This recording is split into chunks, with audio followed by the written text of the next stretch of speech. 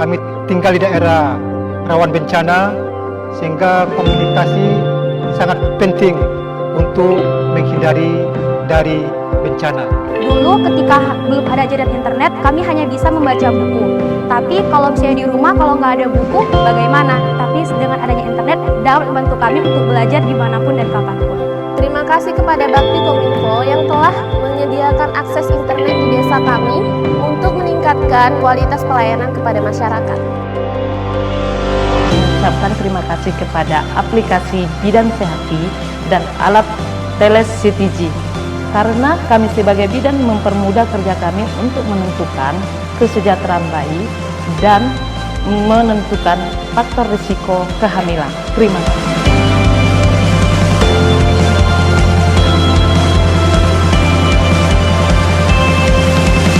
Surat Sabeu, Bakti Kominfo, dan aplikasi Bahaso.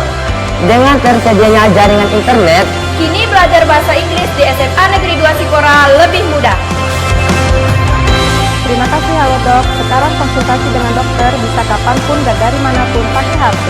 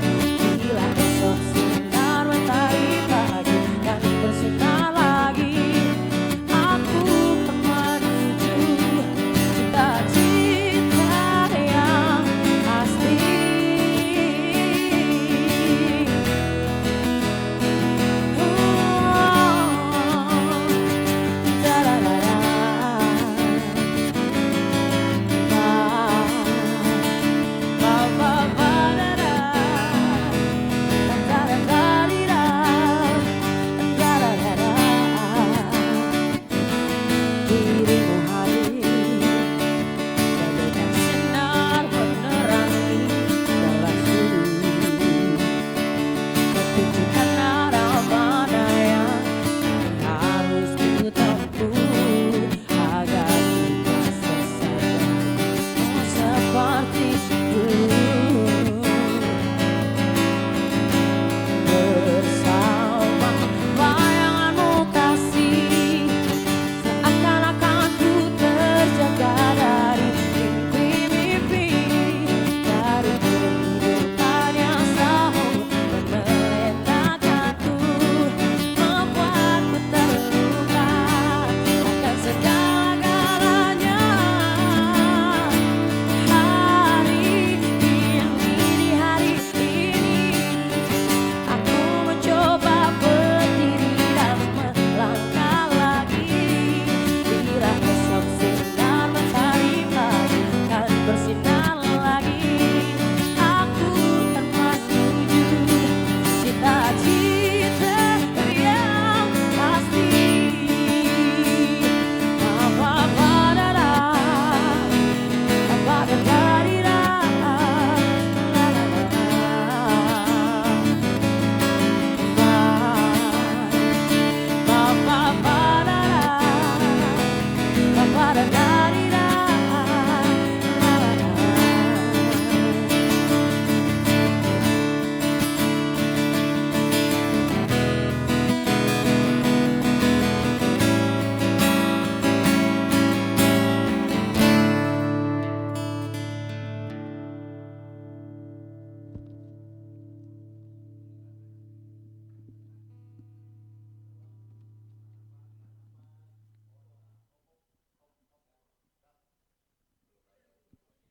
Assalamualaikum warahmatullahi wabarakatuh.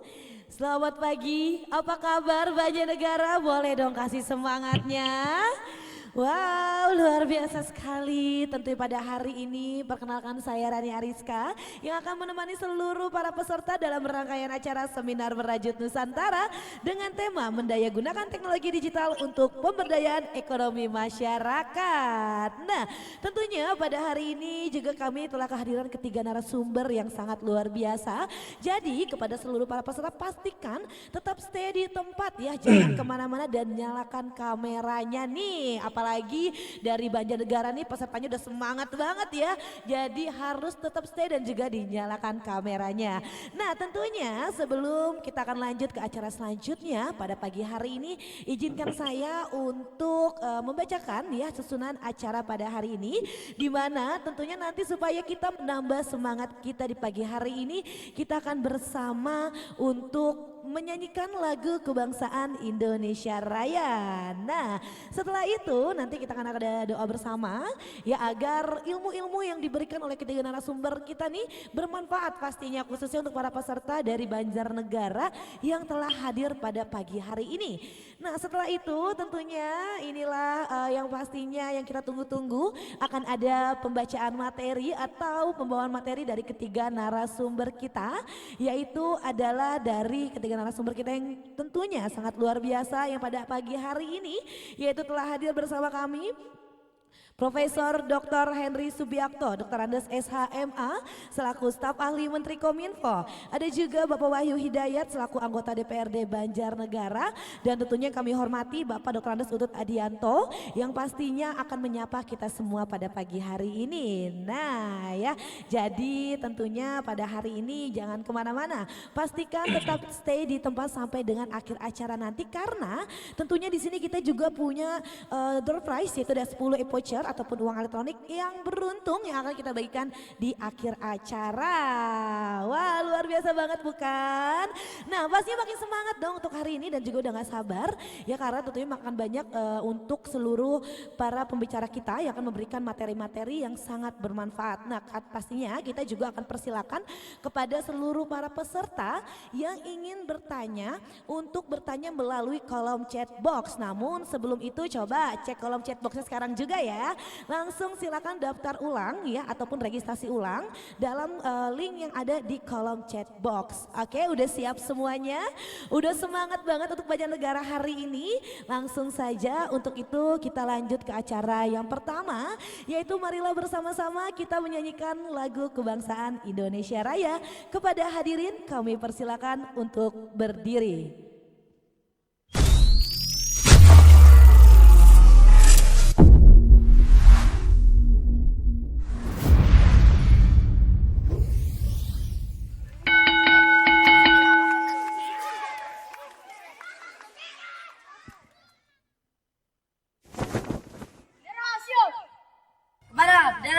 Mati. Semangat. Gerak.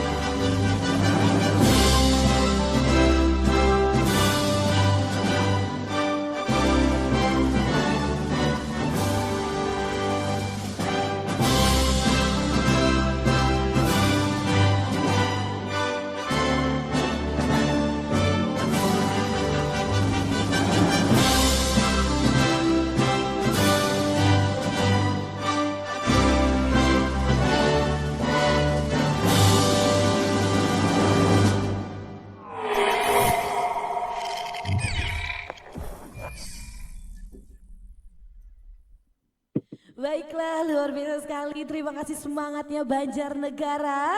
Nah, setelah kita menyanyikan lagu Kebangsaan Indonesia Raya, tentunya semakin menambah semangat kita nih, khususnya untuk para peserta yang sesaat lagi akan mendengarkan paparan materi oleh ketiga narasumber kita. Namun sebelum itu, demi kelancaran kita pada hari ini, semoga ilmu-ilmu yang diberikan bermanfaat bagi kita semua. Marilah bersama kita berdoa menurut kepercayaan dan juga agama masing-masing. Berdoa di dalam hati dimulai.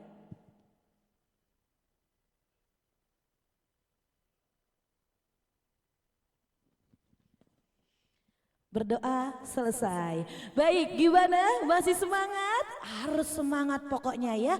Karena semakin dekat nih ya dengan ilmu-ilmu yang pastinya akan diberikan oleh ketiga narasumber kita. Nah, sebelum tentunya ketiga narasumber kita akan memberikan materi, kita akan perkenalkan terlebih dahulu tentunya untuk narasumber yang pertama telah hadir Bapak Arizoma Akrom SHMIKOM yang mewakili Bapak Dr. Andes Utut Adianto. Halo, selamat pagi Bapak Akrom. Halo, selamat pagi Mbak Rani. Luar biasa. Semangat ya Pak hari ini ya Pak?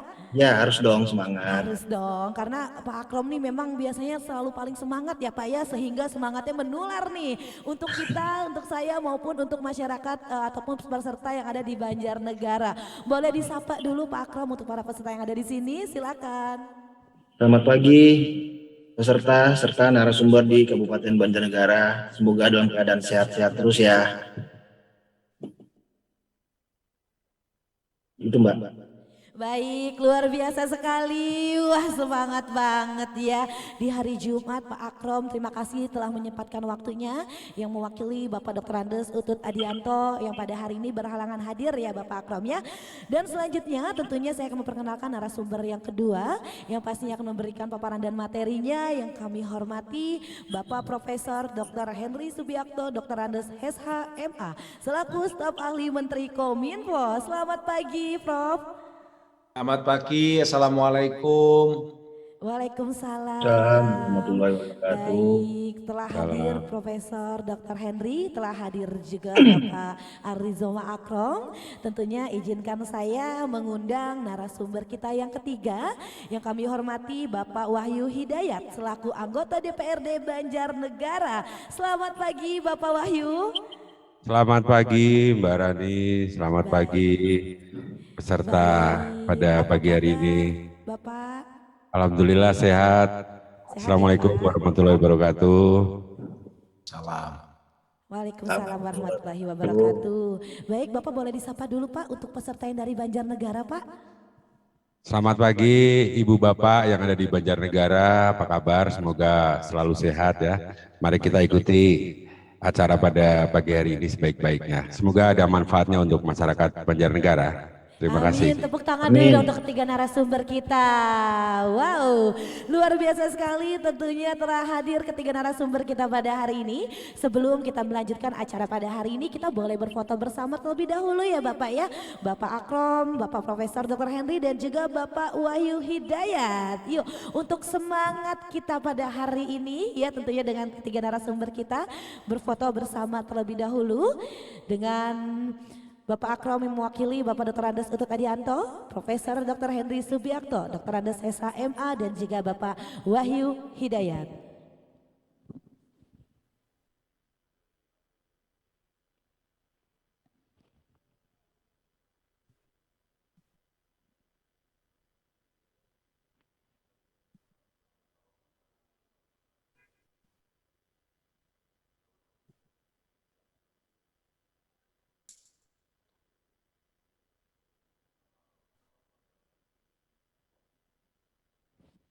Baik, Bapak sudah siap?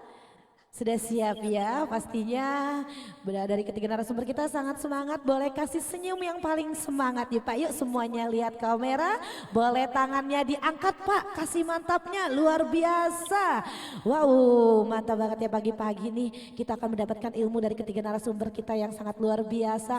Terima kasih tentunya kepada Bapak Rizoma Akrom, terima kasih kepada Profesor Dr. Henry Subiakto dan juga terima kasih kepada Bapak Wahyu Hidayat. Tentunya nantinya kita akan melanjutkan acara pada hari ini dan kita akan dengarkan bersama untuk materi-materi yang akan dipaparkan oleh ketiga narasumber kita. Namun sebelum itu kami akan persilakan kepada yang kami hormati Bapak Arizoma Akrom SHMIKOM yang akan memberikan speech mewakili Bapak Dr. Andes Utut Adianto. Kami silakan Bapak Akrom. Terima kasih Mbak Rani. Assalamualaikum warahmatullahi wabarakatuh. Salam sejahtera buat kita semua. Yang saya hormati Mas Wahyu Hidayat sebagai anggota DPRD Kabupaten Banjarnegara dan yang saya hormati Profesor Dr. Henry Subiakto selaku staf ahli Menteri Kominfo dan semua peserta yang ada di Kabupaten Banjarnegara. Izinkan saya hari ini menyampaikan bahwa Pak Utut tidak bisa hadir dalam acara kegiatan webinar ini dikarenakan beliau memimpin rapat fraksi yang ada di DPR. Beliau berpesan kepada saya supaya diteruskan kepada masyarakat Banjarnegara agar webinar tersebut berjalan dengan lancar, baik, dan ilmu-ilmu yang diberikan oleh para narasumber itu bermanfaat untuk masyarakat Banjarnegara. Demikian yang bisa saya sampaikan, kurang lebihnya mohon maaf. Assalamualaikum warahmatullahi wabarakatuh. Waalaikumsalam warahmatullahi wabarakatuh. Tentunya kami ucapkan terima kasih kepada Bapak Rizoma Akrom SHMIKOM yang telah hadir mewakili Bapak Dr. Andes Utut Adianto. Terima kasih atas kehadirannya. Bapak Akrom telah menyapa kami semua, tentunya para peserta yang ada di Banjarnegara. Dan tentunya kepada Bapak Akrom ya, jika ada jika ada pekerjaan lain ya tentunya kami persilakan Bapak Akrom untuk meninggalkan Zoom ini.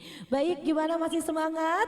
Luar biasa ya, harus lebih semangat hari ini karena tentunya kita akan ada pemaparan materi dari kedua narasumber kita dan tentunya kami akan persilakan kepada seluruh para peserta ya untuk bertanya melalui kolom chat boxnya nih ya. Jadi sambil mendengarkan paparan dari narasumber kita yang sangat hebat tentunya ya dengan tema mendayagunakan teknologi digital untuk pemberdayaan ekonomi masyarakat, kami persilakan kepada seluruh peserta untuk bertanya melalui kolom chat box. Karena kenapa? Karena nantinya untuk pertanyaan-pertanyaan terpilih akan kita bacakan di akhir acara dan ada door prize. Yeay!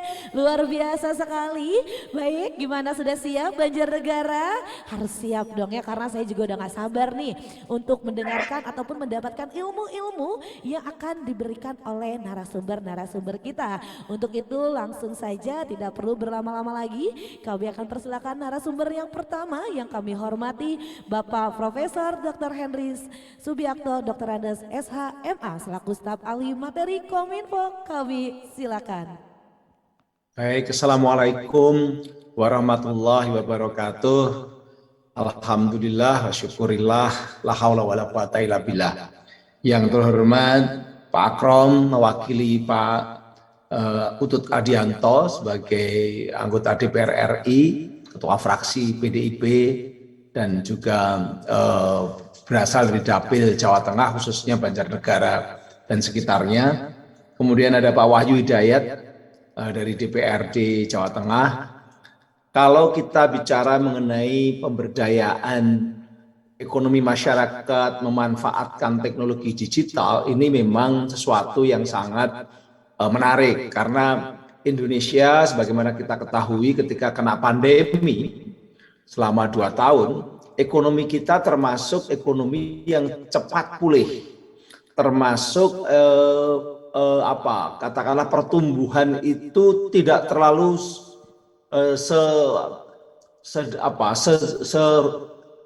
buruk di negara-negara lain. Ya, Indonesia termasuk negara yang dalam terkena pandemi maupun juga ketika sekarang mulai recovery itu ada kecepatan, ada kebaikan yang luar biasa. Salah satunya kenapa? Karena salah satunya adalah penduduk Indonesia itu mayoritas itu dari kalangan anak-anak muda atau sering disebut sebagai bonus demografi. Jadi seperti istilahnya itu seperti piramida begitu, yang berada di bawah itu orang-orang produktif, usia-usia produktif, usia-usia yang memang merupakan usia-usia muda sampai usia 40-an begitu ya. Itu adalah mayoritas. Ada sekitar 65% itu adalah orang-orang produktif. Nah, orang-orang muda ini adalah orang-orang yang dekat dengan teknologi digital. Orang-orang muda itu orang-orang yang memiliki fleksibilitas dan kemampuan menggunakan teknologi digital secara kreatif, secara adaptasi mereka luar biasa. Makanya sektor ekonomi Indonesia tidak seburuk negara-negara lain, walaupun banyak yang komplain ya, itu subjektif, semua orang punya hak dan punya pandangan yang berbeda-beda. Tapi kalau dilihat dari angka-angka makro ekonomi dengan negara lain, kita termasuk masih cukup baik. Nah, Bapak Ibu, adik-adik, teman-teman semua yang saya hormati dari Ki Seko Banjarnegara Ki ya. Ini perlu kita ketahui bahwa pemerintah Indonesia dengan Presiden kita Insinyur Joko Widodo tahun 2020 yang lalu itu mencanangkan percepatan transformasi digital. Artinya beliau berkomitmen membangun infrastruktur yang ada di Indonesia, terutama dalam konteks ini infrastruktur digital, itu dipercepat. Dan pandemi COVID-19 menjadi momentum percepatan tersebut. Ya.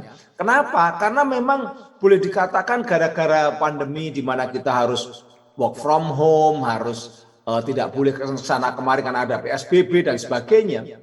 Teknologi digital menjadi suatu yang sangat dibutuhkan oleh masyarakat. Suatu yang sangat dekat dengan masyarakat. Kita hampir sebagian besar mau aktivitas apa saja menggunakan teknologi digital, termasuk dalam konteks ekonomi, bisnis, perdagangan, dan sebagainya. Nah, ada 210,7 juta pengguna internet di Indonesia mulai hari ini atau bulan ini. Ini angka terbaru. 210,7 juta pengguna internet di Indonesia, luar biasa. Banyak sekali. Ini sudah mendekati 80% dari penduduk gitu ya. Nah, jumlah pengguna internet itu. Ini kemajuan yang luar biasa karena apa? Karena ternyata memang ya rakyat kita, masyarakat kita ini sangat membutuhkan internet, baik untuk komunikasi maupun untuk berdagang, maupun untuk katakanlah pendidikan, kesehatan, politik, sosial, dan sebagainya. Nah, Bapak Ibu yang saya hormati,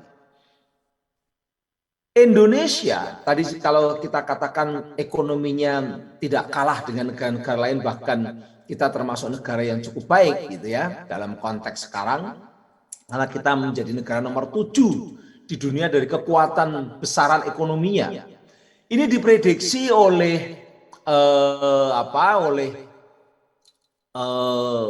banyak institusi-institusi internasional bahwa kira-kira tahun 2025 itu peningkatan kita akan menjadi kekuatan ekonomi digital terbesar di ASEAN tahun 2025. Sekarang sebenarnya sudah juga sama, tapi akan lebih besar lagi gitu ya. Ini prediksi-prediksi. Bahkan Bu Sri Mulyani sebagai Menteri Keuangan, beliau sudah sejak awal tahun 2021 beliau sudah mengatakan bahwa Indonesia sudah tumbuh ekonominya seperti sebelum pandemi. Itu tahun 2021. Jadi kembali kinerja perekonomian Indonesia ke level sebelum pandemi. Itu kira-kira tahun 2021 yang lalu pada saat semester 2 atau triwulan kedua. Tahun ini, tahun 2022, di semester atau triwulan kedua juga, berdasarkan PDB, atas dasar harga berlakunya triwulan yang kedua ini, kita sudah naik lagi, tumbuh berapa? 5,44% Indonesia ini ekonominya.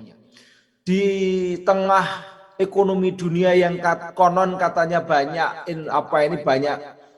mengalami sebuah penurunan kinerja ekonomi di banyak negara, bahkan kita dikatakan mungkin akan terjadi krisis ekonomi. Di Eropa juga mengalami banyak pengangguran, kenaikan harga yang luar biasa meroket di banyak negara. Kita juga naik, bensin juga naik, pertalite naik, tapi pertumbuhan kita juga masih naik, masih 5,44%, jauh di atas capaian triwulan sebelumnya. Ini kemarin di triwulan kedua kemarin. Artinya secara ekonomi kita masih agak mendingan begitu ya dibandingkan dengan negara lain.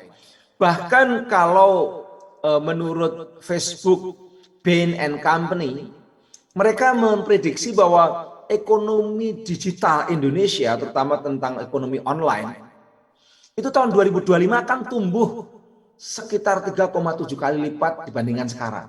Artinya bisa hampir 4 kali lipat. Ekonomi digital mengalami kenaikan yang luar biasa. Kemarin Bapak Presiden ketika mendatangi acara-acara startup, beliau mengatakan bahwa ekonomi digital kita dari 2020 ke 2030, 10 tahun ya, 2020 yang lalu ke 2030 itu bisa meloncat 8 kali lipat. Karena apa? Karena tadi pertumbuhan ekonomi berbarengan dengan karakter anak-anak muda yang memenuhi bonus demografi penduduk kita ini, dan kemudian pembangunan internet semakin merata di kota-kota kecil juga sudah bisa menggunakan internet secara baik begitu. Itu menyebabkan terjadinya loncatan.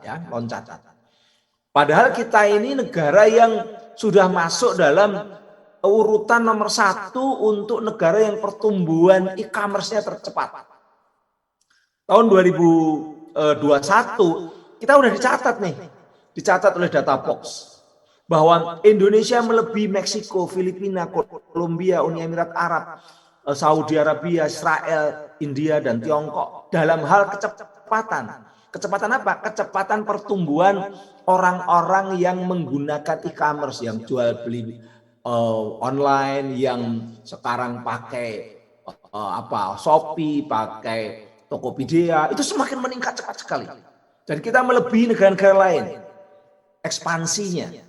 Bahkan kita menjadi negara yang persentase antara pengguna internet dengan yang menggunakan e-commerce, yang berdagang di dunia online, itu kita termasuk 10 negara yang paling tinggi dibandingkan negara-negara lain dalam persentase itu. Artinya memang banyak orang pakai internet itu untuk cari duit, untuk jualan online, untuk meningkatkan kesejahteraan. Ini angka April 2021. Nah, dalam konteks seperti ini logislah kalau siang ini kita memang perlu meningkatkan lagi, memberdayakan lagi masyarakat, ekonomi masyarakat menggunakan teknologi digital. Kenapa? Karena memang konsumen berbelanja online, daring, itu banyak keuntungan. Pertama, tak perlu berpergian jauh. Kita di rumah pun bisa belanja online, bisa jualan online, bisa berdagang, bisa bisnis dari rumah. Asal ada internet, gitu kan. Banyak ragam diskon, kalau kita jadi pembeli itu seneng karena diskonnya banyak ini. Banyak ragam diskon, lebih murah, ya, lebih aman, lebih banyak opsi, milih juga nggak ada yang marah-marah kalau kita mau buka penjual ini, konten ini yang dijual, nggak ada yang marah kalau kita milih-milih. Kemudian juga barang yang tersedia itu juga lebih banyak pilihannya, gitu ya. Itu yang kenapa orang banyak menggunakan jual beli online. Nah, teknologi yang sekarang semakin banyak kita gunakan, yaitu online dan digital tadi, ternyata ada dampaknya ini. Dampaknya apa? Mendisrupsi pekerjaan-pekerjaan lama. Menghilangkan pekerjaan-pekerjaan yang dulu banyak di dekat kita hilang, tapi terganti oleh pekerjaan-pekerjaan baru. Ada 23 juta pekerjaan hilang karena digitalisasi dan otomatisasi. Misalnya, dulu ada yang namanya penjaga warnet. Nah, sekarang udah nggak ada itu, semakin jarang. Wartel itu semakin jarang. Atau katakanlah penjaga jalan tol. Dulu tuh banyak itu sampai iklan sonsi aja penjaga jalan tol, sekarang hilang. Banyak sekali pekerjaan-pekerjaan yang semakin hilang karena bisa digantikan oleh mesin teknologi. Tapi muncul pekerjaan-pekerjaan baru.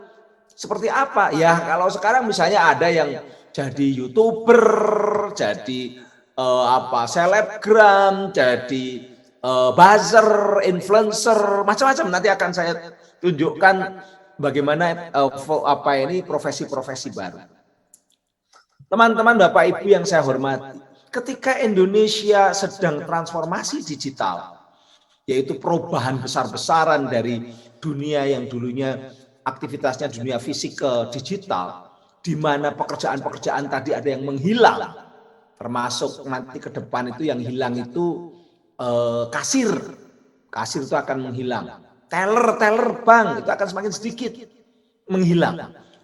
Ketika kondisi seperti itu, rakyat kita, masyarakat kita ternyata masih sedikit yang atau masih lebih banyak yang lulusan, mohon maaf, SD. Itu tenaga kerja kita. 40% itu masih banyak yang lulusan SD. Otomatis untuk menghadapi perubahan seperti ini menjadi berat, gitu ya. Yang lulusan universitas itu hanya sekitar 9,75% atau 10%. Dan diplomanya 3%-an. SMA lumayan lah, 18%. SMK itu 12%. SMP 8%. Ini problem. Problem kenapa? Masih banyak yang pendidikannya kurang tinggi atau kurang untuk memenuhi persyaratan transformasi digital. Karena transformasi digital itu membutuhkan kemampuan memahami teknologi, menguasai teknologi sehingga dia bisa beradaptasi ketika perubahan-perubahan terjadi di sektornya. Nah, di sektornya.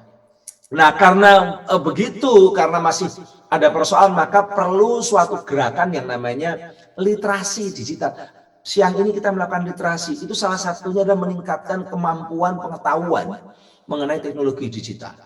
Karena apa? Karena teknologi digital yang hadir di dunia pekerjaan kita itu bisa mengubah banyak hal. Kita, masyarakat, perlu memiliki kemampuan untuk beradaptasi dengan perubahan dan menguasai teknologi untuk mengoperasionalkan maupun memahami bagaimana karakternya, bagaimana dampaknya, bagaimana kita harus bisa meminimalisir risiko-risikonya. Bapak Ibu yang saya hormati, dulu nggak ada namanya konten kreator itu tahun 15 tahun yang lalu atau 10 tahun yang lalu aja belum ada. Sekarang konten kreator berkembang. Dulu nggak ada namanya digital marketer atau mereka yang memasarkan produk-produk lewat digital. Sekarang ahlinya banyak, pelakunya banyak. Itu profesi-profesi baru. Sekarang ada data scientist, ahli-ahli menganalisis data. Ada application developer yang mengembangkan aplikasi-aplikasi, memperbaiki, meningkatkan, atau desainer, ya, application designer, video kreator, banyak sekali anak-anak di desa aja sekarang udah bisa bikin video, meng-create, content writer, nulis-nulis tentang konten-konten, iklan-iklan konten, ditulis, dibuat yang menarik. Itu semua adalah profesi-profesi baru. Graphic designer atau reseller, jualan. Kalau jualan itu harus pulaan dulu, beli dulu produk. Reseller cukup dia hanya kayak maklar di dunia digital. Dia lihat produk-produk di mana-mana, kemudian dia kemas, bikinkan kontennya, promosinya, dia jual di Instagramnya atau di media sosialnya. Ketika ada yang beli, dia menghubungi para produsen atau mereka-mereka yang punya produknya.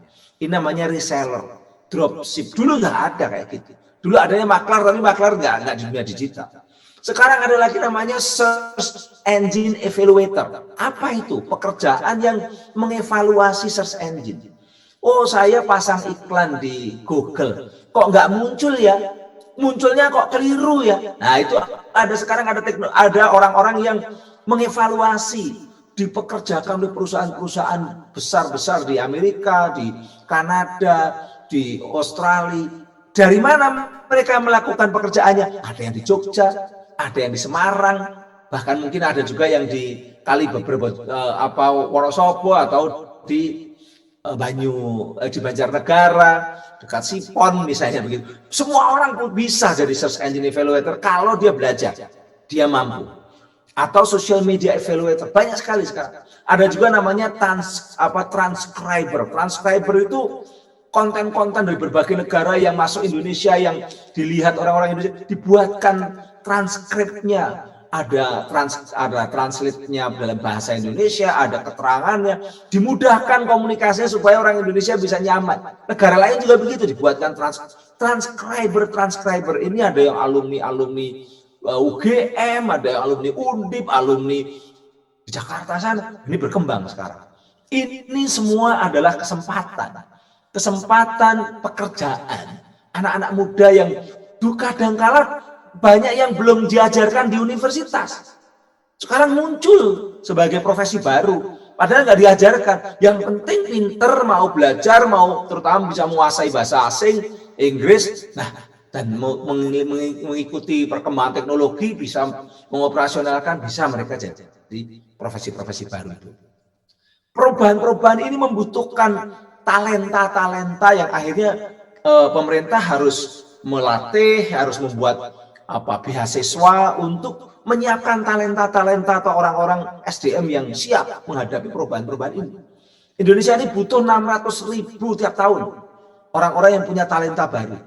Padahal nggak ada sekolahnya ini awalnya. Sekarang mulai ada scholarship-nya, mulai ada dilatih di perguruan tinggi negeri atau perguruan tinggi swasta yang baik. Itu mulai dilatih.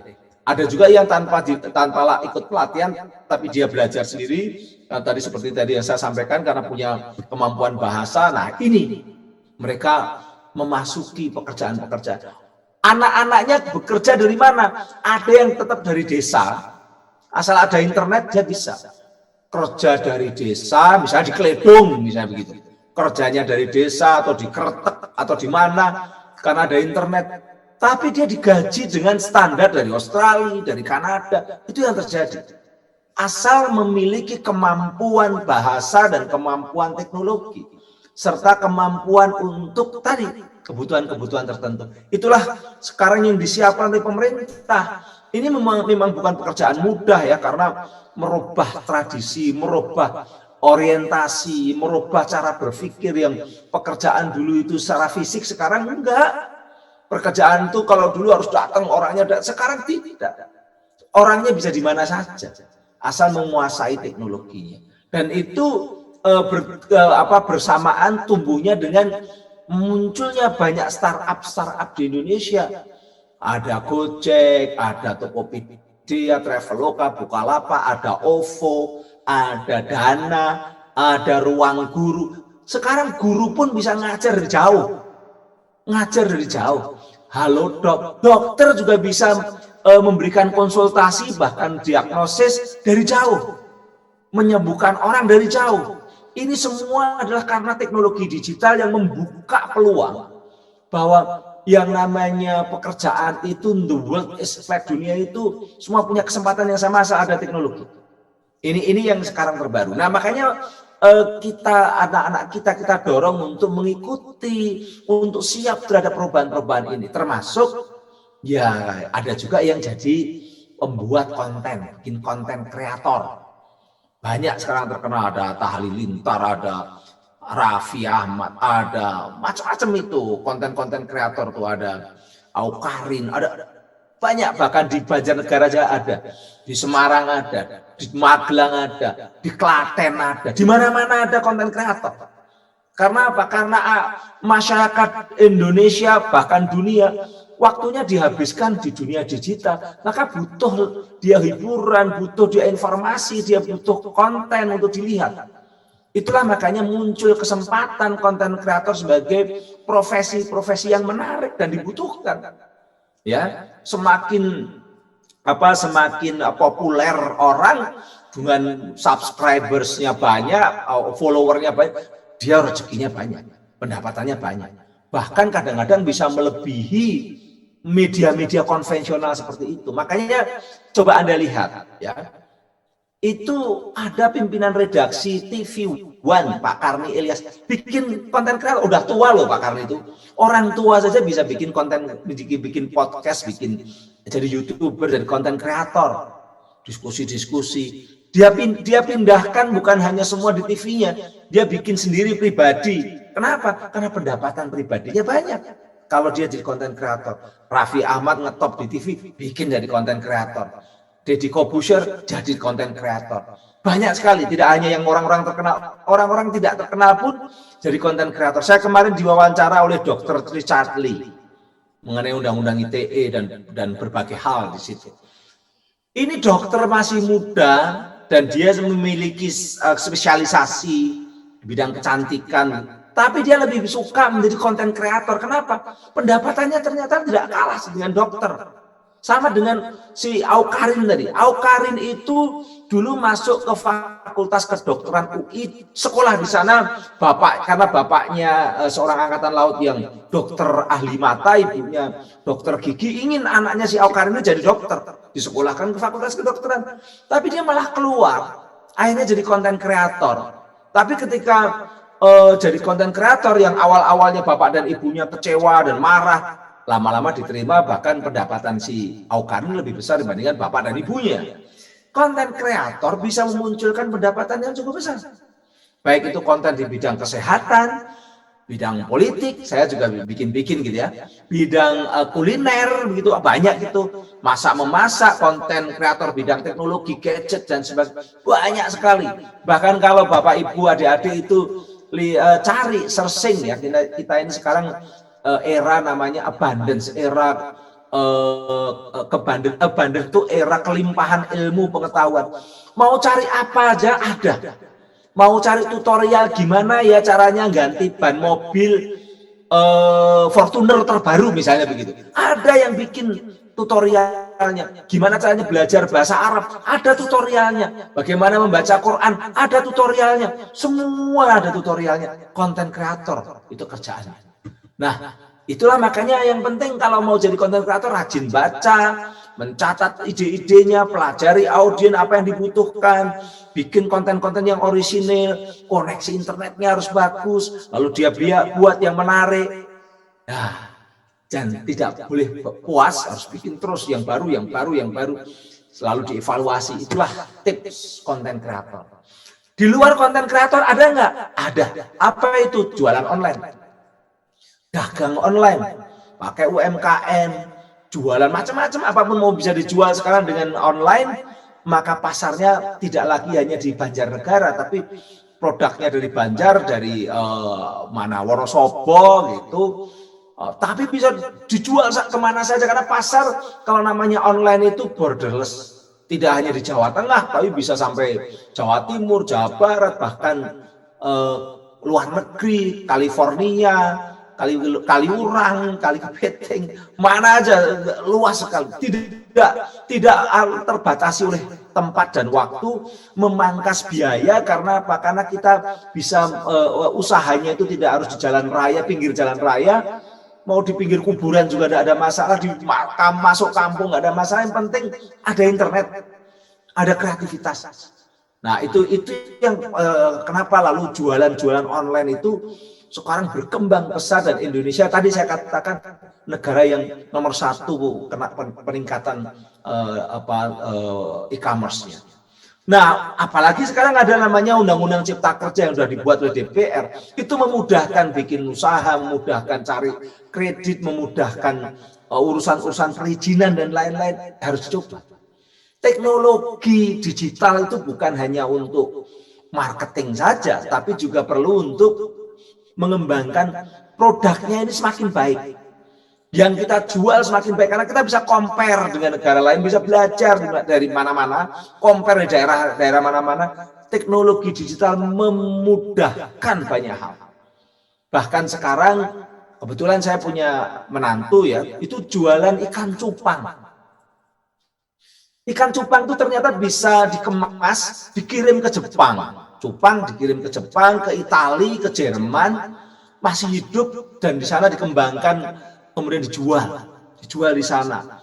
Awalnya cuma dengan teman-temannya yang kuliah bareng-bareng, ada yang kuliah di sana di luar negeri, kerjasama. Lama-lama berkembang karena networknya. Artinya apa? Kalau kita punya kemauan, mau jualan apa saja bisa. Jualan kopi, jualan produk-produk perdagangan, dagang, bahkan konsultan, bisa jadi konsultan olahraga, konsultan bimbingan belajar, ngajari seni apa saja lewat online. Ini adalah kesempatan-kesempatan berbisnis kreatif dari rumah. Atau jualan makanan-makanan khas sekitar kita. Kalau di Jogja ada bakpia yang sekarang online. Wah, bakpia Jogja online tuh pembelinya dari mana-mana. Atau kalau di Kudus ada jenang Kudus Mubarok, atau lumpia Semarang. Saya punya rumah di Bogor ya, saya sering kalau beli lumpia Semarang itu ya tinggal online saja, buka Instagram, saya beli, udah dikirim pakai JNE atau JNT, dan kita tahu lumpianya ini sedang sampai di mana. Oh, sudah sampai Jakarta, mau berapa jam lagi nyampe, itu kita tahu karena kita menggunakan teknologi ya. Dan mereka juga memberikan layanan seperti itu. Makanya sekarang ini layanan-layanan startup jualan juga naik menjadi unicorn. Layanan logistik yang nganter-nganter barang juga naik menjadi unicorn. Di kampung-kampung, di perumahan-perumahan itu begitu banyak orang-orang kirim-kirim barang. Inilah perkembangan teknologi. Nah, terakhir sekali lagi tadi sudah saya singgung, kita kalau mau jualan online jangan selalu kulaan dulu atau memproduksi dulu. Tidak harus begitu. Cukup dengan keliling-keliling di pasar. Kalau di Jogja sana ada anak-anak muda yang keliling di pasar Beringharjo, keliling di pasar lain-lain. Kemudian produk-produk di pasar yang belum di online kan itu dia kemas, dia foto, dia video, dia kemaskan, dia promosikan. Ketika ada orang beli, kemudian dia menghubungi para penjualnya. Itu namanya dropshipping. Itu namanya reseller. Itu menjadi kesempatan-kesempatan. Ayo manfaatkan, yang penting kita punya koneksi internet, punya website, punya modal kemauan, ya, modal kemauan yang penting. Continue, tidak sekarang mau bikin besok sudah malas gitu, tapi ada kontinuitas, komunikasi terus dengan siapapun, dengan pelanggan, dengan kemudian riset tentang ada kompetitor enggak, kira-kira apa bedanya dengan kompetitor, kita riset, kita membranding sendiri, dan kemudian menganalisa pasar, dan yang terakhir yang tidak boleh kalah adalah tidak boleh menyerah. Coba, tidak boleh menyerah. Kira-kira seperti itu, insya Allah kita akan ikut dalam proses ekonomi digital, bukan hanya penonton, tapi ikut melakukan hal seperti itu. Saya pun melakukan ekonomi digital, saya ceramah di mana-mana, nggak perlu saya harus pergi, saya cukup dari rumah, saya bisa ceramah kemana-mana, anak saya jualan online, istri saya yang beli. Nah, gitu. Kira-kira demikian. Wallahu muwaffiq ila aqwamit thoriq. Assalamualaikum warahmatullahi wabarakatuh. Waalaikumsalam warahmatullahi wabarakatuh. Wah, luar biasa sekali ya. Sangat menarik tentunya materi yang disampaikan oleh Profesor Dr. Henry Subiakto ya. Tadi saya sempat dengar ya, bahkan jualan ikan cupang aja bisa sampai ke luar negeri ya Prof ya. Luar biasa sekali nih. Jadi sambil mendengarkan materi yang disampaikan oleh Profesor Dr. Henry, saya juga sampai kepikiran gitu, kayak misalkan tiba-tiba oh ternyata banyak sekali ya peluang di masa seperti ini ya, khususnya untuk masyarakat nih yang memang ingin berjuang ya di masa teknologi digital seperti ini ya. Jadi apapun bisa dilakukan ya asalkan ada kemauan. Nah, jadi untuk para peserta yang mungkin tadi sudah bertanya dengan Profesor Dr. Henry, nantinya pertanyaan terpilih akan kita bacakan di akhir acara ya. Jadi tetap simak untuk acara pada hari ini sampai dengan akhir nanti, karena dengan seminar Merajut Nusantara tema yang sangat luar biasa hari ini yaitu adalah mendayagunakan teknologi digital untuk pemberdayaan ekonomi masyarakat ya. Oke, gimana? Setelah mendengarkan materi yang sangat menarik yang telah disampaikan oleh Profesor Dr. Henry, tentunya kita masih ada satu narasumber lagi yang pastinya akan memberikan ilmu untuk kita semua nih, paparan materi yang sangat bermanfaat sekali ya. Jadi khususnya untuk seluruh para peserta yang hadir pada hari ini adalah peserta yang terpilih ya untuk mengikuti seminar pada hari ini. Jadi jangan kemana-mana, tetap stay dan juga perhatikan untuk materi-materi yang dibawakan oleh narasumber kita. Nah, gimana? Masih semangat dong pastinya? Harus semangat ya, karena tadi kita sudah mendapatkan ilmu dari Profesor Dr. Henry. Kali ini kita akan sama-sama menyimak paparan selanjutnya yang akan dibawakan oleh narasumber yang kami hormati, yaitu Bapak Wahyu Hidayat selaku anggota DPRD Banjarnegara. Kami persilakan. Selamat pagi menjelang siang. Assalamualaikum warahmatullahi wabarakatuh. Salam sejahtera untuk kita semua. Om Swastiastu, Namo Buddhaya, salam kebajikan. Yang terhormat Bapak Dr. Andes Utut Adianto, Ketua Fraksi DPR RI dari PDI Perjuangan. Tentunya sudah tidak asing lagi, nggih. Buat kawan-kawan di Banjarnegara, nama beliau sudah sangat terkenal di Banjarnegara. Terima kasih hari ini program webinar kita bisa mendapatkan banyak ilmu tentunya dari acara ini dan semoga bisa bermanfaat untuk masyarakat Banjarnegara. Ada banyak kawan-kawan yang tidak bisa login, Mbak Rani ini. Tadi banyak yang tidak bisa login, mungkin karena sistem atau bagaimana, tapi mungkin tidak menyurutkan semangat kawan-kawan di Banjarnegara. Dan beruntung sekali kawan-kawan yang sudah bisa bergabung pada siang hari ini. Yang saya hormati Profesor Dr. Henry Subiakto, selamat pagi, semoga selalu sehat. Mbak Rani Ariska, terima kasih kesempatan yang diberikan oleh saya, Wahyu Hidayat, salah satu wakil rakyat yang ada di Banjarnegara dari PDI Perjuangan, dan seluruh peserta seminar Merajut Nusantara yang saya sayangi. Jumpa lagi dengan saya, semoga tidak bosan. Ini mungkin kesekian kalinya saya didaulat menjadi narasumber dengan orang-orang hebat tentunya dari Kominfo dan Bakti. Tema besar pada siang hari ini adalah mendayagunakan teknologi digital untuk pemberdayaan ekonomi masyarakat. Pada kesempatan kali ini, izinkan saya memaparkan sedikit materi tentang UMKM, tentunya sesuai dengan kondisi di Kabupaten Banjarnegara yang tengah belajar melakoni digitalisasi dengan segala keterbatasan. Bisa next.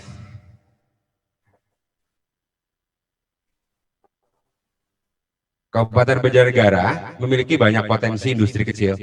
Hingga awal tahun 2022 ini, ribuan industri kecil di Kabupaten Banjarnegara telah didata dan terdaftar di OPD terkait.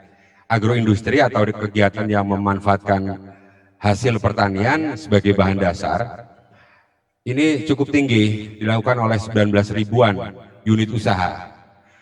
Dengan jumlah pelaku usaha sekitar 45 ribuan orang tentunya. Ini mungkin makanya sekarang Banjarnegara selain menjadi daerah agro ya, semua tidak seluruh masyarakatnya beraktivitas menjadi petani.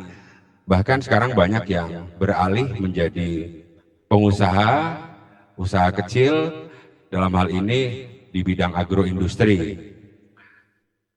Kemudian nilai investasi pada jenis industri ini mencapai 225 miliar rupiah. Jumlah produksi satu jenis industri sebagai contoh tembakau garangan saja mencapai 118 ton dalam semester kedua tahun 2021. Untuk aneka industri di Banjarnegara terdapat 2000-an perusahaan dan pelaku usaha sekitar 8.000-an orang. Nilai investasi dalam jenis industri ini mencapai 17 miliar rupiah. Ini cukup tinggi. Kawan-kawan di Banjarnegara, potensi untuk usaha mikro kecil menengah ini sangat tinggi di Banjarnegara. Kemudian next, bisa next. Halo? Ini terdapat 42 jenis agroindustri yang terdaftar di Banjarnegara. Mulai dari pembuatan tempe kedelai, tahu, gula kelapa, minuman purwacang, bioetanol, pakan ikan, keripik, salak, kecap, hingga yang paling populer bahkan menjadi ikon Banjarnegara ini adalah dawet ayu. Gitu. Jadi kapan ini Mbak Rani ke Banjarnegara, nanti saya traktir minum dawet karena ada cerita kalau minum dawet 1 gelas itu bisa membuat kita terlihat muda 1 tahun. Nah, jadi kalau minum 5 gelas nanti usia kita bisa terlihat muda 5 tahun. Kemudian next, sedangkan pada jenis aneka industri, Banjarnegara memiliki 37 jenis industri, mulai dari perusahaan kentang, genteng, batu bata, batu lempeng yang ada di Kecamatan Cijeruk dan Bejawaran, mungkin kerajinan bambu yang hasilnya produksinya itu sangat beragam, dan ada juga kerajinan batik Gumelem yang sangat khas di Banjarnegara. Jadi di Banjarnegara juga ada batik yang luar biasa. Ini dari Gumelem Wetan dan Gumelem Kulon, ini Kecamatan Susukan. Bahkan sekarang di hari-hari tertentu ASN kita juga menggunakan pakaian batik dari Susukan tentunya.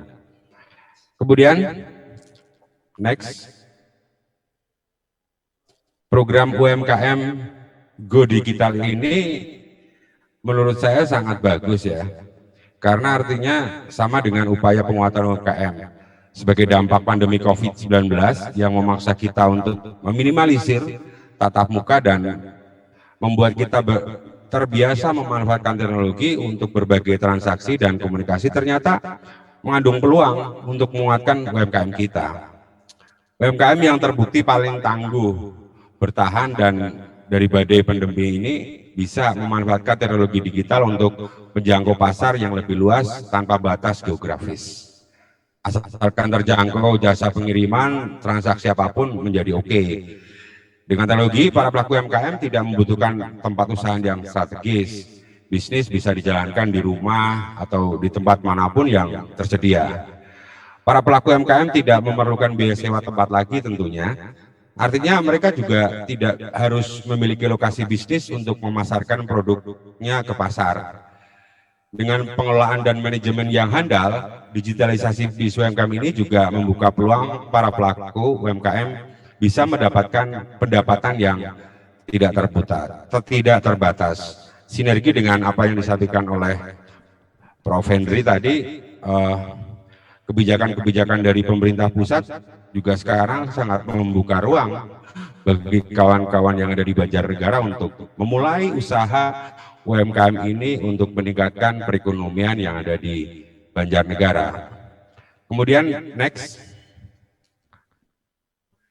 di balik peluang-peluang tersebut, para pelaku UMKM di Kabupaten Banjarnegara juga menghadapi beberapa kendala, seperti kesiapan mereka untuk bersaing secara global. Para pelaku UMKM harus terus berbentuk produk, baik secara kuantitas maupun kualitas tentunya. Padahal salah satu kendala utama pengembangan UMKM di Banjarnegara adalah rendahnya tingkat pengetahuan dan keahlian para pelakunya. Ini yang masih menjadi pekerjaan rumah yang lumayan bagi pemerintah Kabupaten Banjarnegara. Makanya perlu didorong bagaimana program-program UMKM ini bisa terus tumbuh dan berkembang. Tentunya dengan berbagai terobosan-terobosan dari pemerintah kabupaten memberikan ruang, baik itu kebijakan maupun sarana prasarana untuk masyarakat, sehingga ekonomi yang tadinya karena COVID-19 ini agak terpuruk, cepat bangkit dan cepat tumbuh di Banjarnegara, sehingga keresahan masyarakat tentang ekonomi akan terselesaikan. Kemudian next, pemanfaatan teknologi digital oleh para pelaku UMKM di Banjarnegara sebagian besar baru dimanfaatkan untuk promosi dan pembayaran. Sedangkan potensi lain untuk sistem produksi dan jasa antar logistik belum tergarap maksimal. Nah, ini tentunya kondisi yang ada di Banjarnegara sekarang hanya digital.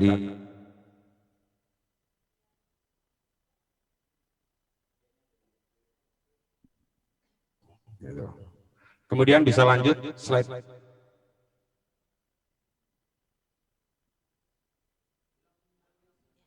Baik, tentunya pada hari ini ya kepada seluruh para peserta yang ada di Banjarnegara, sepertinya sinyal dari Bapak Wahyu Hidayat menghilang ya. Jadi tetap stay, tentunya kita masih menunggu kehadiran dari Bapak Wahyu. Ya, Bapak Wahyu sudah. Oke, baiklah. Wah, materinya masih seru banget padahal ya. Tadi saya sempat nyimak ya bahwa tadi Pak Wahyu ini menawarkan es dawet ya. Nah, itu salah satu adalah kesukaan saya gitu ya. Jadi untuk para peserta dari Banjarnegara kayaknya boleh ya kalau misalnya nanti saya ke sana gitu boleh ditemani ya untuk makanan-makanan khas yang ada di Banjarnegara ataupun batik khas dari Banjarnegara. Baik, Bapak Wahyu sudah kembali lagi. Sudah ya Pak ya. Bisa diterima dengan baik. Iya, baik. Silakan dilanjut ya Pak Wahyu ya. Siap. Bisa ke slide selanjutnya. Infrastruktur internet di Kabupaten Banjarnegara ini, kita bicara infrastruktur dari disinggung oleh Prof. Henry. Kalau di Banjarnegara ini sebenarnya sudah tidak ada lagi blank spot untuk jaringan gitu. Cuma ada beberapa kecamatan yang ada di Banjarnegara, antara lain Kecamatan Pandanarum, Kalibening, Pagentan, dan sebagian dari Susukan. Ini yang masih lemah sinyal internetnya. Jadi masyarakat juga masih kesulitan dalam menerima informasi ataupun menggunakan jasa internet ini di sana. Ini beberapa kendala yang ada di Banjarnegara. Mungkin di kesempatan ini Kominfo beserta Bakti tentunya bisa mendengar aspirasi dari kami di Banjarnegara untuk bisa meningkatkan jaringan internet yang ada di Banjarnegara, sehingga seluruh masyarakat yang ada di Banjarnegara bisa menikmati internet ini dengan baik gitu. Sekarang masih ada kesenjangan tentunya, tapi di skala kecamatan sudah hampir dipastikan kita sudah semua terjangkau. Hanya ada beberapa desa-desa yang mungkin terpencil yang belum terjangkau internet gitu. Kemudian upaya pemerintah sekarang di Kabupaten Banjarnegara juga sedang melakukan pelatihan-pelatihan untuk mereka para pelaku UMKM, seperti pelatihan kerajinan anyaman pandan, pelatihan olahan. Dan di tahun 2022 ini pelatihan dan pendampingan UMKM kita selenggarakan untuk 100 peserta. Dan mudah-mudahan karena sekarang sedang dibahas, ada pembahasan APBD Kabupaten Banjarnegara untuk 2023, kita bisa pemerintah bisa menganggarkan nanti untuk UMKM ini untuk lebih banyak lagi. Masih banyak kawan-kawan kita, khususnya kawula muda yang ada di desa-desa, kepingin sebenarnya mendapatkan ilmu tentang digitalisasi UMKM ini, tapi mungkin mereka hanya bisa menimba ilmu lewat YouTube, lewat internet. Jadi sentuhan pemerintah, hadirnya pemerintah ini belum bisa dirasakan sepenuhnya oleh masyarakat. Makanya di ajang ini, di acara webinar ini mungkin menjadi motivasi bagi kami juga selaku anggota DPRD Kabupaten Banjarnegara dan eksekutif untuk bagaimana membuat solusi supaya program-program UMKM ini yang memang sudah diberikan ruang oleh pusat ini bisa dirasakan oleh masyarakat Banjarnegara. Kemudian program ke depan, next, membangun komitmen kemitraan strategis untuk membangun infrastruktur jaringan internet yang lebih kuat dan stabil. Ini tadi sudah disinggung bagaimana infrastruktur kita tingkatkan lagi. Meningkatkan pembinaan terhadap para pelaku UMKM, menumbuhkan wirausaha baru khususnya generasi muda. Makanya generasi muda ini sebenarnya menjadi tulang punggung bangsa dan masa depan bangsa. Di Banjarnegara banyak sekali kawula muda yang sekarang mulai melirik bagaimana mencari penghasilan lewat UMKM. Ini. Kemudian meningkatkan kualitas layanan perizinan. Ini di jajaran pemerintah Kabupaten Banjarnegara juga sekarang mulai meningkatkan kualitas layanan. Bagaimana mempermudah perizinan izin-izin usaha yang ada di Banjarnegara. Mungkin itu yang bisa saya sampaikan, Mbak Rani. Semoga bisa bermanfaat untuk masyarakat Banjarnegara. Terima kasih sekali siang hari ini kita bisa sharing dan saya juga bisa menimba ilmu dari Prof. Henry.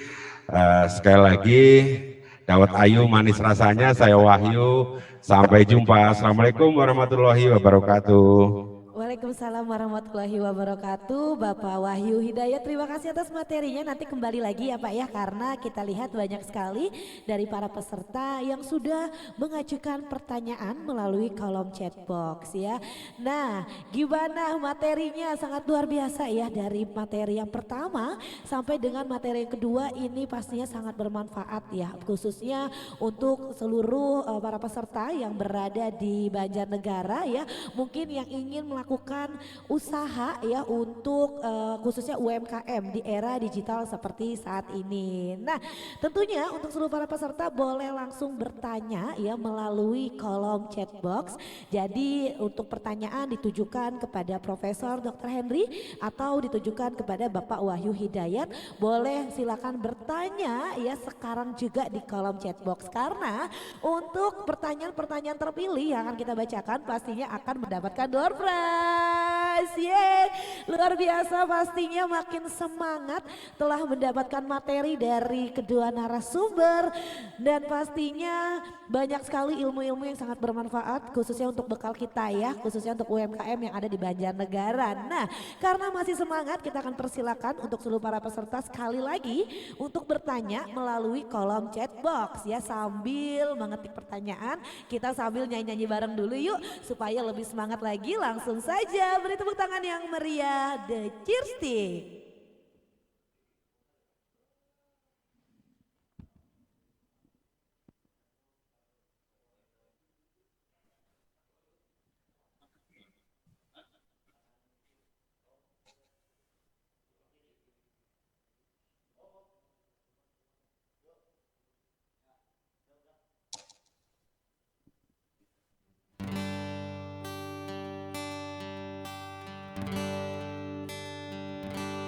Koyong ngene rasane wong nandang kangen, rino wengi atiku rasane peteng, tansah kelingan kepingin nyawang sedelo wae wis semo tenang.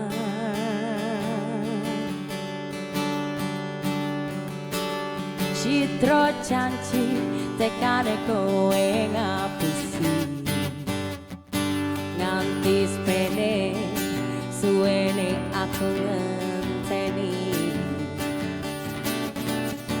nangis batinku ngerentes uripku teles kapas netes elu cendol dawet yo cendol cendol dawet dawet cendol cendol dawet dawet cendol cendol dawet dawet cendol dawet seger piro 500-an ndak pake ketan jiro lu 45 6 7 tak kinta kinta tak kinta kinta tak kinta kinta lolo lolo Banjarnegara yang tahu lagunya kita singlong bareng nyanyi bareng ge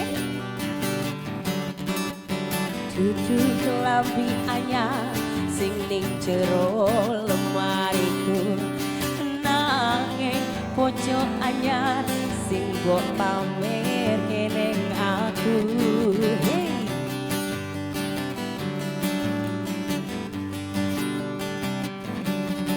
Duduk wangi mawar sing tak sawang ning mripatku nanging kowe lali nglarani wong kaya aku yen opo seneng aku yen mung gawe loroku pamer bojo anyar ning statusmu musik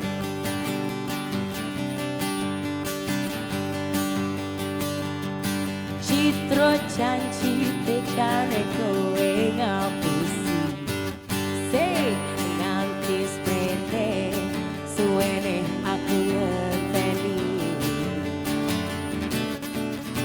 nangis batinku ngerantes uripku teles kepes netes elu cendol dawet monggo cendol cendol cendol cendol cendol cendol cendol dawet seger piro 500-an ndak pake ketan jiro lu 45 6 7 tak kinta kinta tak kinta kinta tak kinta kinta lelo lelo spesial buat Banjarnegara cendol dawet ge duduk kelambi anyar sing ning jero lemariku nanging pojok anyar sing mbok pamer ning aku hey.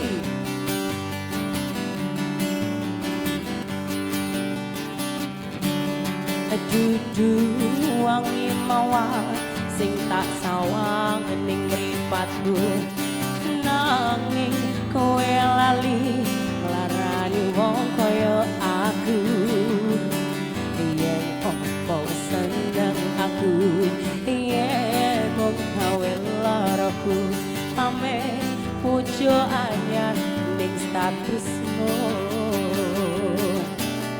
yen opo seneng aku yen mung gawe loroku pamer bojo anyar ning ngarepku cendol dawet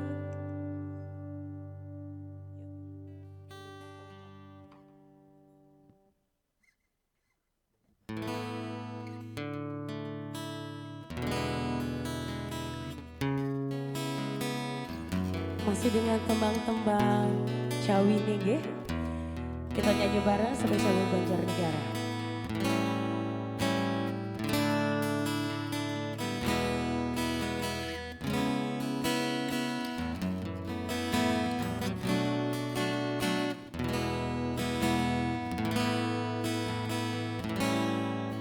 Awak dhewe tau duwe bayangan besok yang wis waya omah-omahan aku maca koran sarungan kowe plonco dasteran nanging saiki wis dadi kenangan aku karo kowe wis pisahan aku kiri kowe kanan wis beda dalan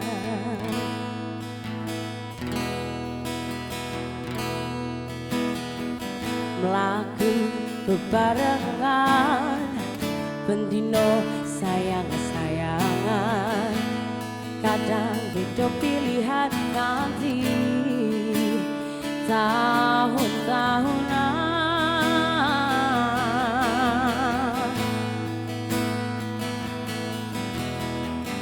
padu meneng-menengan bar kuwi kangen-kangenan kadang beda pilihan nganti pedot balian mencong tanpa udan ketemu lan kelangan kabeh kuwi sing diarani perjalanan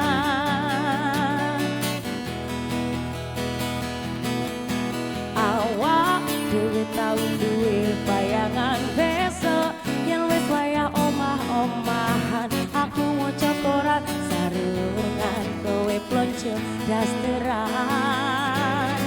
nanging saiki wis dadi kenangan aku karo kowe wis pisahan aku kiri kowe kanan wis ketotan you see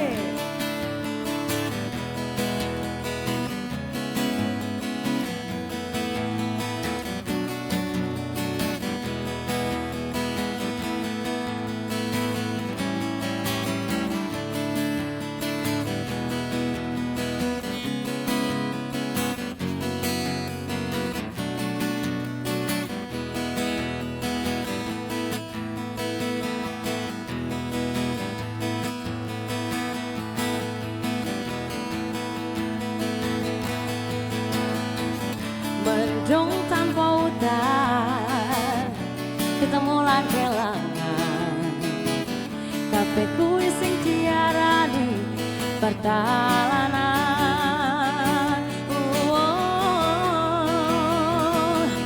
awak dhewe tau duwe bayangan besok yen wis wayah omah-omahan aku maca koran sarungan kowe plonco dasteran nanging saiki wis dadi kenangan aku karo kowe wis pisahan aku kiri kowe kanan wis petotalan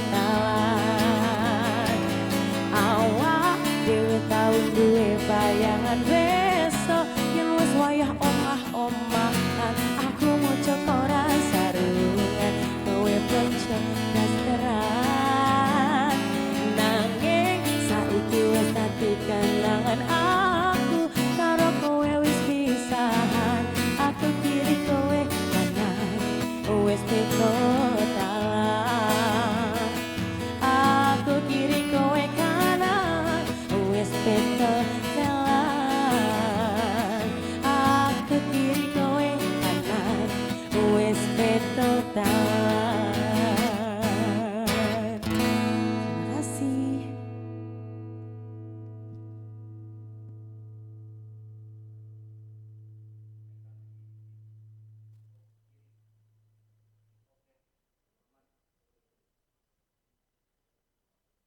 Yeay, siapa tadi yang udah joget-joget bareng dan nyanyi bareng? Pastinya masih semangat kan? Luar biasa sekali tentunya pada hari ini saya mau ucapkan terima kasih untuk yang sudah stay sampai dengan saat ini. Ya untuk para peserta yang ada di Banjarnegara. Nah tentunya kami juga sudah memilih dari beberapa pertanyaan yang sudah ditanyakan melalui kolom chat box ya. Dan tentunya sebelum itu saya akan mengundang kembali untuk narasumber yang sudah memberikan paparan dan materinya hari ini. Tentunya saya akan mengundang yang kami hormati Profesor Dr. Henry Subiakto, Dr. Andes SHMA.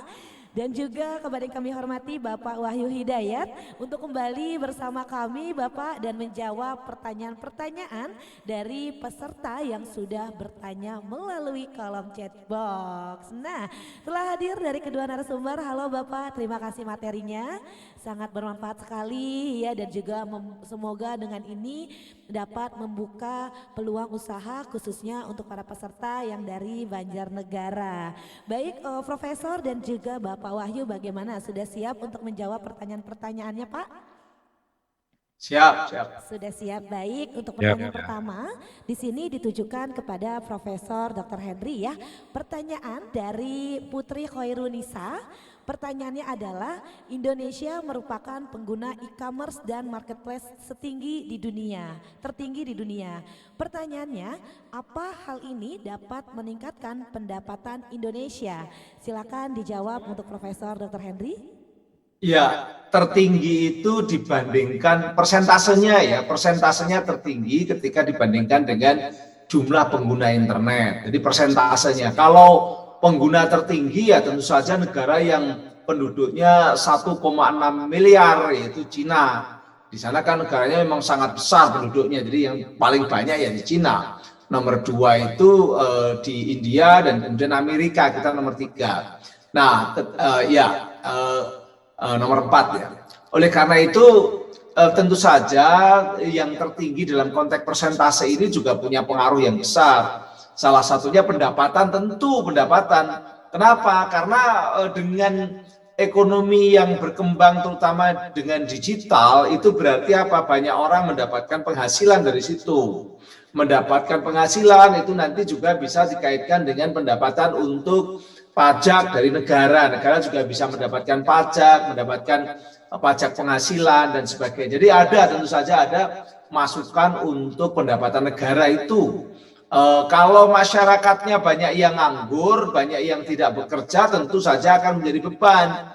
Nah, oleh karenanya dengan adanya ekonomi digital ini adalah ekonomi baru. Memang belum optimal, belum maksimal, tapi ekonomi baru. Kalau misalnya orang bisa jualan sayur, jualan buah dengan teknologi digital, sayur dan buahnya juga dipelajari dan ditingkatkan kualitasnya dengan teknologi digital, kemudian penjualannya juga dengan e-commerce, pengantarannya menggunakan logistik yang berbasis juga teknologi digital, itu menggerakkan ekonomi gitu loh. Ini menggerakkan ekonomi, makanya memang kenapa presiden, pemerintah, juga kalangan pemerintah daerah itu sangat berharap bahwa ekonomi digital itu atau ekonomi berbasis teknologi digital itu bisa berkembang pesat. Supaya apa?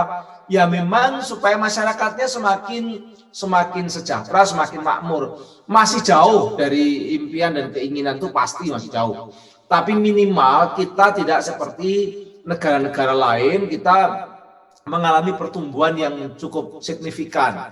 Sekarang penjualan online itu bukan hanya produk-produk dari pabrik, tapi juga produk-produk pertanian, produk-produk perikanan, produk-produk yang memang dihasilkan oleh masyarakat secara langsung. Kalau pabrik itu biasanya yang menjadi persoalan adalah kompetisinya, murah tidaknya dan kualitasnya. Kadang-kadang kita sering kalah, ya, harus ngakuin, sering kalah dengan produk-produk luar negeri, khususnya dari Cina.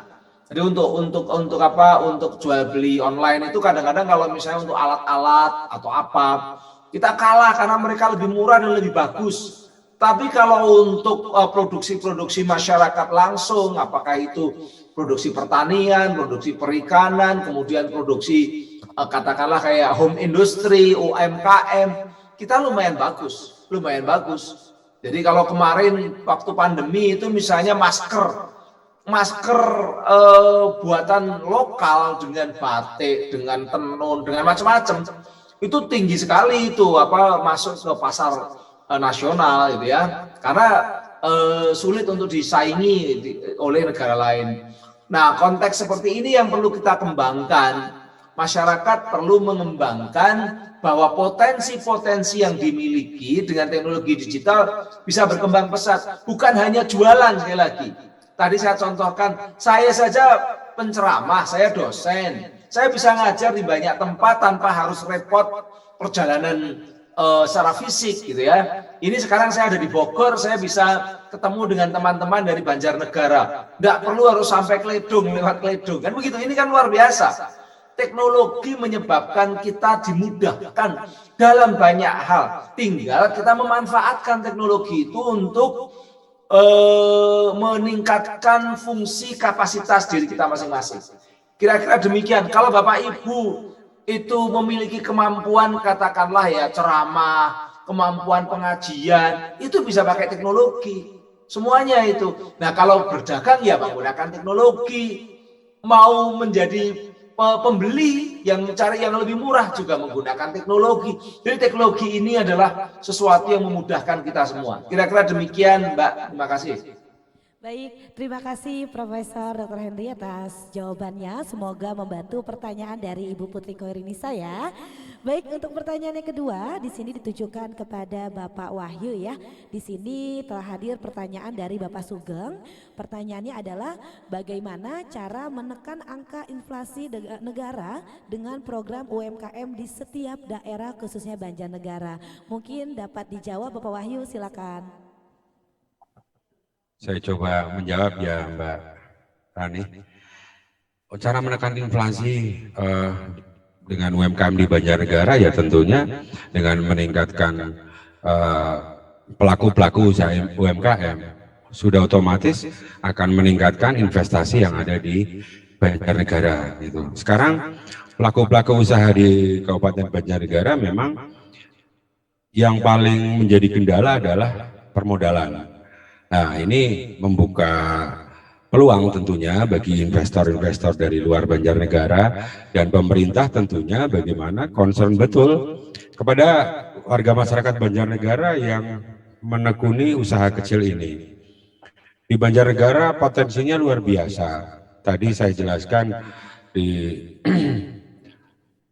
bidang ekonomi yang agrobisnis ini, agroindustri ini juga sangat banyak gitu. Karena potensi pertanian di sini juga bahan bakunya juga sangat banyak. Seperti kerajinan produksi gula merah tentunya.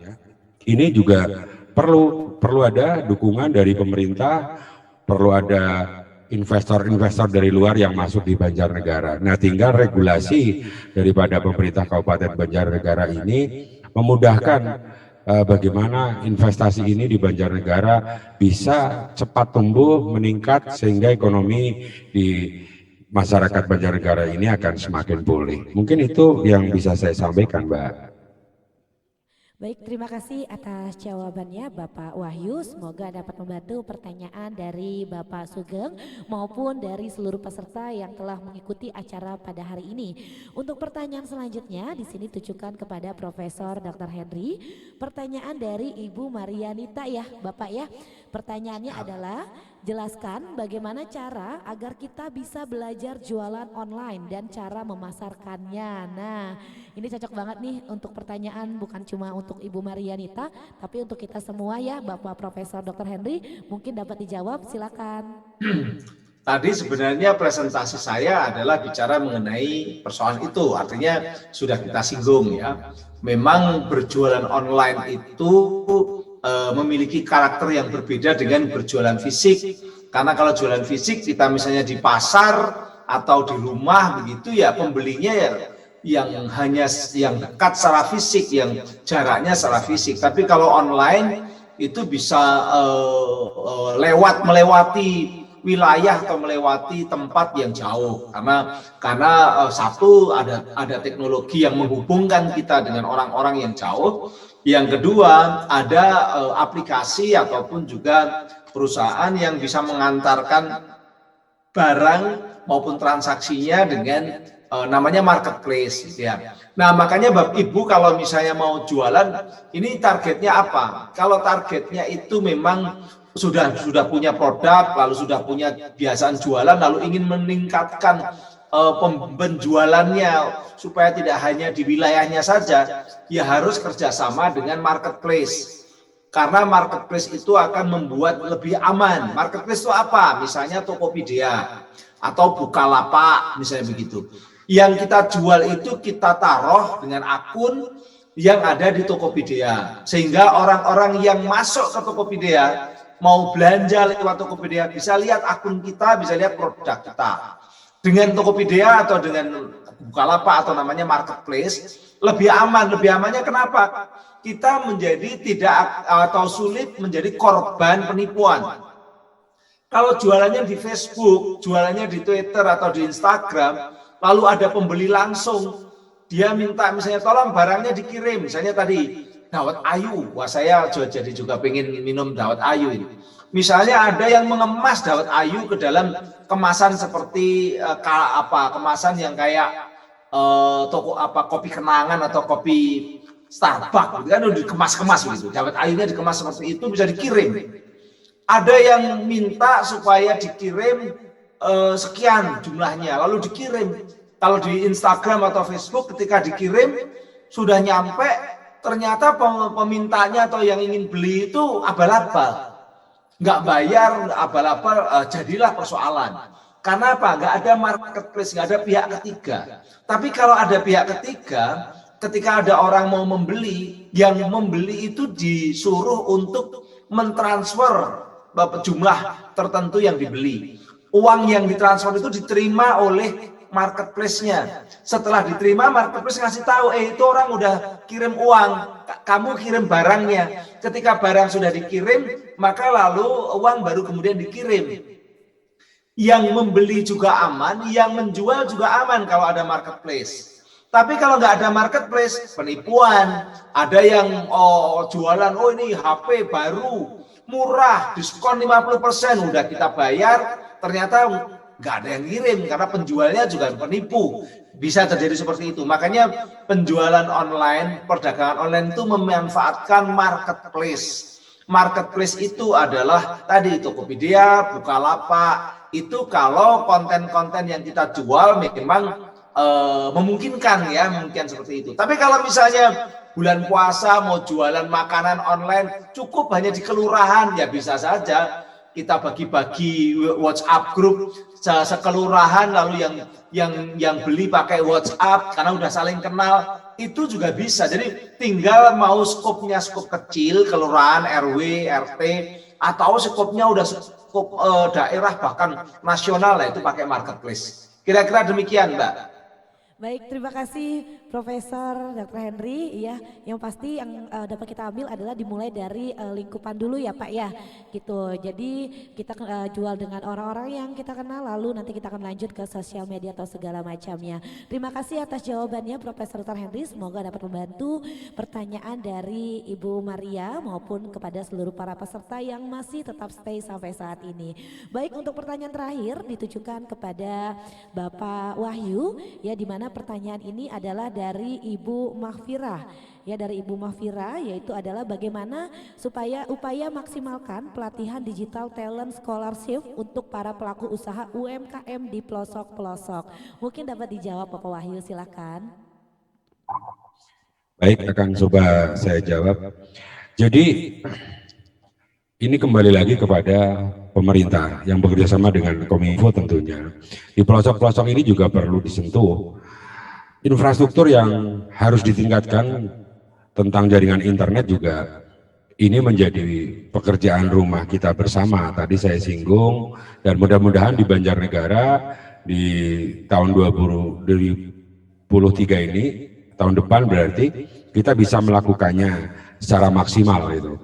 Mungkin di tahun 2022 belum begitu menjangkau pelosok-pelosok yang ada di Banjarnegara, dan mudah-mudahan dengan dukungan dari masyarakat Banjarnegara dan sekitarnya, kita pemerintahan Kabupaten Banjarnegara sinergi dengan berbagai pihak, bagaimana kita menyentuh pelaku-pelaku usaha yang ada di pelosok.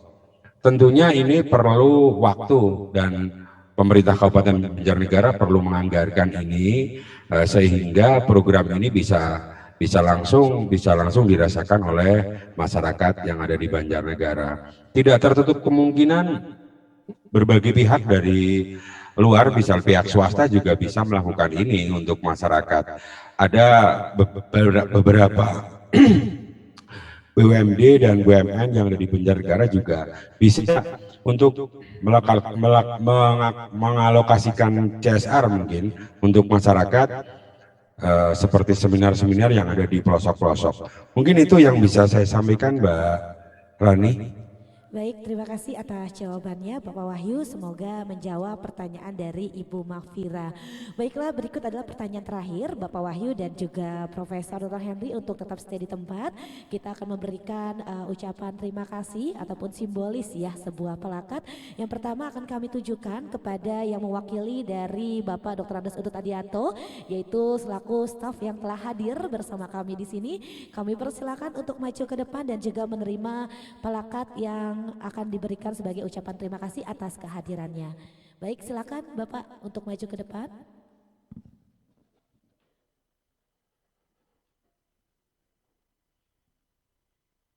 Baik, terima kasih.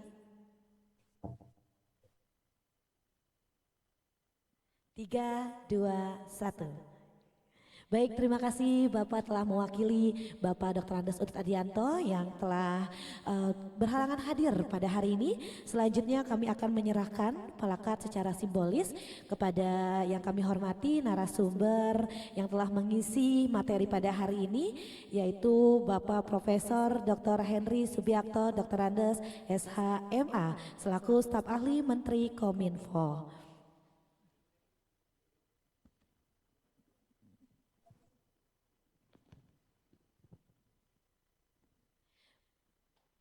Terima kasih Mbak.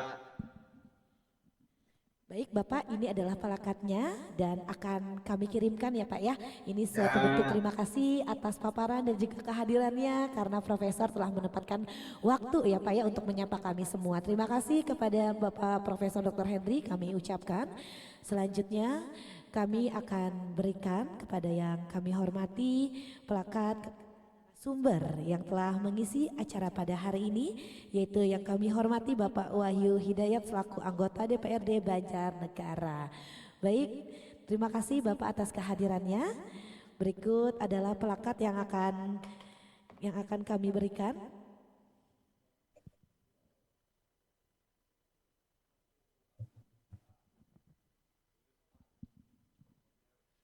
Baik Pak Wahyu, berikut adalah pelakat yang akan dikirimkan nanti ya Pak ya. Kita boleh berfoto bersama dulu Pak, boleh kasih senyum semangatnya Pak Wahyu. 1, 2, 3. Baik, terima kasih Pak Wahyu atas materi dan juga kehadirannya untuk menyapa kita semua pada hari ini. Baiklah Pak Wahyu dan juga Profesor Dr. Henry untuk mengabadikan momen kita bersama dengan seluruh para peserta yang ada di Banjarnegara. Kita boleh berfoto bersama terlebih dahulu Bapak ya. Jadi walaupun kita jauh ya Pak ya, hanya bertemu melalui forum digital seperti ini, tapi tentunya tidak memutuskan semangat kita pada hari ini ya. Baik, untuk seluruh para peserta dapat dinyalakan kameranya sekarang juga. Yuk dinyalakan kameranya kepada Profesor Dr. Henry dan juga Bapak Wahyu. Boleh dinyalakan kameranya juga. Baik, sudah dinyalakan semuanya kamera seluruh para peserta? Coba mana nih ya, dinyalakan semuanya yuk. Waduh, ternyata inilah para peserta yang udah semangat banget. Terima kasih Bapak Ibu telah hadir mengikuti seminar pada hari ini. Sudah siap Profesor, Bapak Wahyu? Kita foto bersama, kasih senyum yang paling semangat untuk kita semua. Yuk saya akan hitung 3, 2, 1. Sekali lagi, yuk kita ganti slide. Boleh Bapak yang ada di sini, yang di slide kedua boleh kasih semangatnya, tangannya boleh diangkat ya semuanya. Yuk Profesor dan juga Bapak Wahyu boleh kasih senyum lagi yang paling semangat.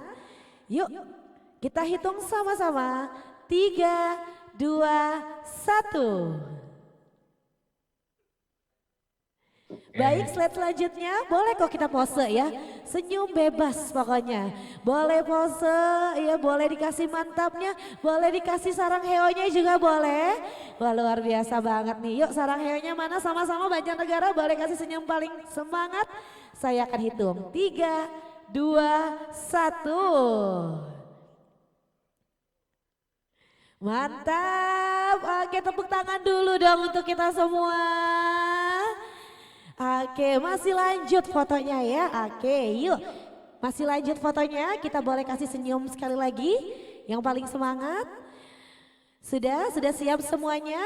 Arahkan wajahnya ke depan kamera, saya akan hitung 3, 2, 1. Ya, yang pakai helm hati-hati Bapak ya.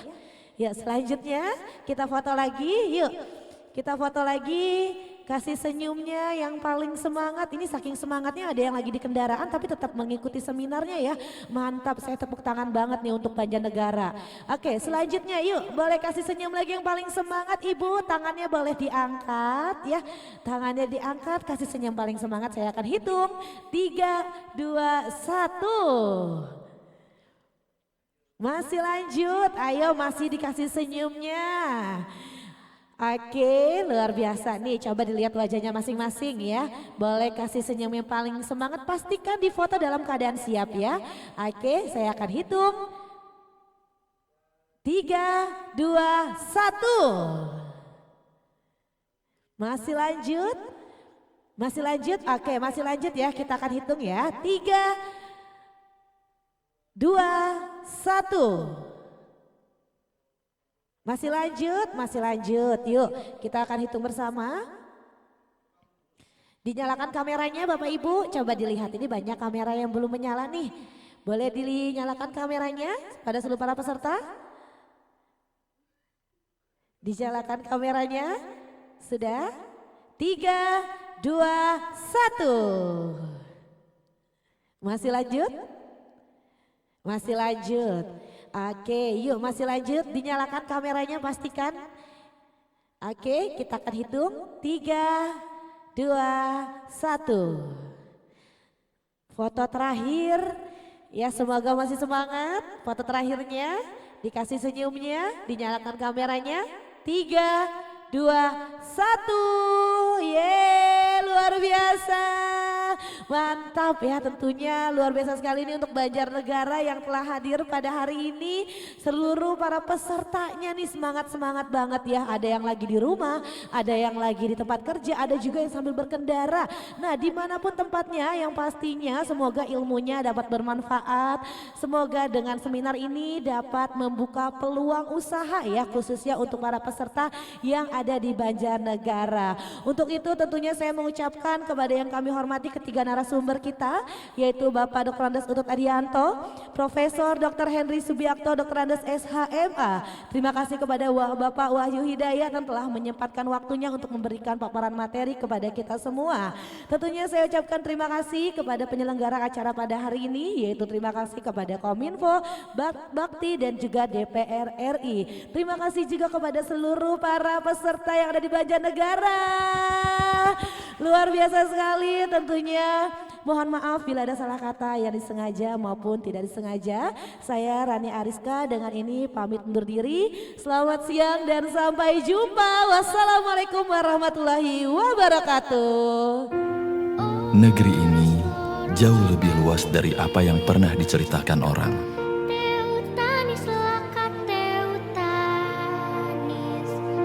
Namun di ujung sana, ada bagian negeri ini yang belum tersentuh layanan telekomunikasi. Kami bertekad kuat untuk menemukan bagian itu sampai ke ujung negeri. Di tempat ini, kami menghadirkan sinyal, memberikan layanan untuk mereka yang membutuhkannya.